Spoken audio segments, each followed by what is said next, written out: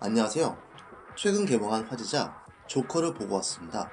강렬하게 압도적이면서도 놀랍게도 많은 공감을 일으킨 영화였습니다. 영화의 여운이 아직 가시지 않은 채로 스포 없이 영화에 대한 감상을 이야기하고 스포를 하며 영화의 스토리에 관해서 자세히 생각해보려 합니다. 스포일러가 나오는 부분은 다시 알려드리겠습니다. 영화의 느낌을 짧게 말씀드려보자면 영화 다크나이트에서 조커가 가짜 배트맨을 공은하다 죽이는 걸 찍어서 방송하잖아요. 그 공은하고 죽이는 걸 방송이 아닌 현장에서 직접 보는 기분이었습니다. 그만큼 강렬하고 충격적이었죠. 예상하신 분들도 많겠지만 이 영화는 일반적인 히어로물로 생각할 수 없습니다. 이 영화는 히어로물이라기보단 매우 충격적인 사이코 드라마에 가깝습니다. 우리나라에서 이 영화가 15세 관람가로 상영되고 있는데 이건 반드시 19세여야 하지 않았었나 싶을 정도였습니다. 그럴 리는 없겠지만 미성년 자제분과 함께 이 영화를 보러 가는 건 부디 참아주세요. 이번 영화에서 호아킨 피닉스가 연기한 조커는 그야말로 역대급 강렬함을 남기고 있는데요. 앙상하게 메마른 나뭇가지 마냥 말라 비틀어진 육체로 점차 조커가 되어가는 과정들을 단 한순간도 놓치지 않고 폭발적이게 표현했습니다. 잭 니콜슨이 연기한 조커가 원작 코믹의 모습에 충실했고 히스레저가 연기한 조커가 공포스러운 사이코패스의 모습에 가까웠다면 호아킨 피닉스의 조커는 시종일관 언제 어떻게 폭발할지 모를 극도로 위험한 정신병자의 모습으로 보였습니다. 그러나 역설적이게도 지금까지 나온 조커 중 가장 많은 동질감을 느끼기도 했는데요. 보다 보면 내가 만약 영화 속 주인공이었다면 나래도 저랬겠다 싶은 마음을 자아내게 합니다. 그래서 영화가 위험한 부분이 좀 있습니다. 뭔가 제 내면에 있는 악한 마음까지도 자극을 하는 것 같습니다. 이 영화를 아직 못 보신 분들이라면 지금 바로 영화를 보러 가시기를 추천드립니다. 영화는 조커의 탄생을 설명하기 위해 조커가 되기 전 아서의 이야기로 시작합니다. 아서는 거동이 불편한 어머니를 돌보고 길거리에서 광대 연기를 하며 강도질을 당해도 반항 한번 못해보고 약삭 빠른 동료들에게 사기당해도 말 한마디 못하는 안타까운 삶을 살고 있습니다. 심지어 정신도 불안정해서 적절한 때 웃음을 짓지도 못하고 어쩌다 웃음이 한 번 터지면 통제도 할 수 없이 살죠. 그 웃음 때문에 술 취한 악한 시민들에게 시비가 붙어 얻어맞다가 자신을 직장에서 쫓겨나게 만든 그 총으로 그들을 쏴 죽여버립니다.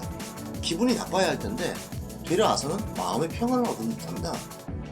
그 사건 이후 보다 더 적극적이게 세상 사람들을 대하기 시작하죠.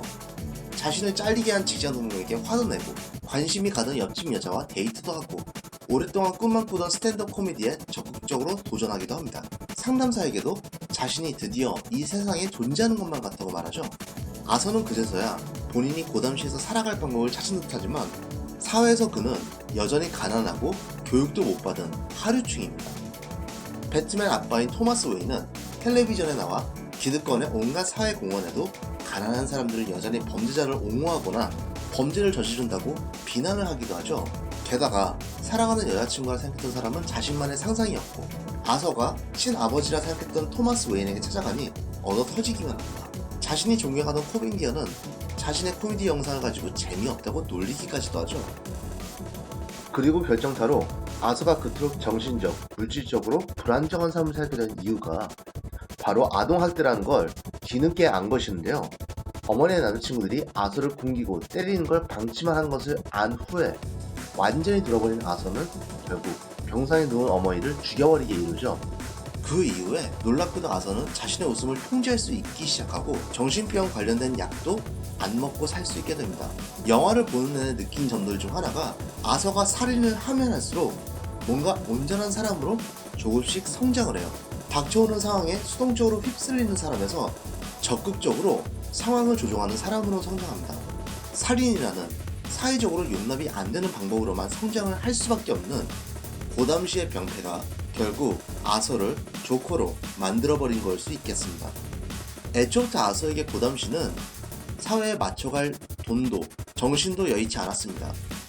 고담시의 기득권층은 가난한 사람들을 천하게만 여기고 아서에게 도움을 주는 사람도 도움을 줄 복지 정책도 제대로 없던 것이었죠. 결국 고담시가 혼란에 빠지면 빠질수록 아서는 더욱 열심히 생활을 누릴 수 있었고 급기야 아서는 한 도시의 폭동을 이끄는 조커가 되어버리는 것이었겠죠. 배경이 그 악명 높은 고담시이다 보니 과하게 편향적인 언론과 각종 폭력이 만연한 곳이긴 합니다. 그리고 무엇보다도 빈부격차로 인한 갈등이 매우 고조되어 있는 곳이기도 하죠. 하지만 정도의 차이가 있을진 몰라도 본질적으로 우리가 사는 사회랑 아주 크게 다르다고 생각지는 않더라고요. 실제 우리가 사는 세상도 사람들끼리 금수저, 흑수저란 말로 암묵적인 계급을 나누고 있고, 개천에서 욕난다는 말은 이제 옛말이 되어버렸고, 소위 금수저끼리는 온갖 편법으로 자신들의 위치를 계속 지켜나가는 가운데 흑수저에게는 열정을 요구하고 있는 사회인 건 아닐까요? 저는 보는 내내 고담시의 모습이 현실 사회와 크게 다르지 않아 보였습니다. 그렇기 때문에 조커에 더욱 몰입하며 볼 수 있었던 것 같습니다.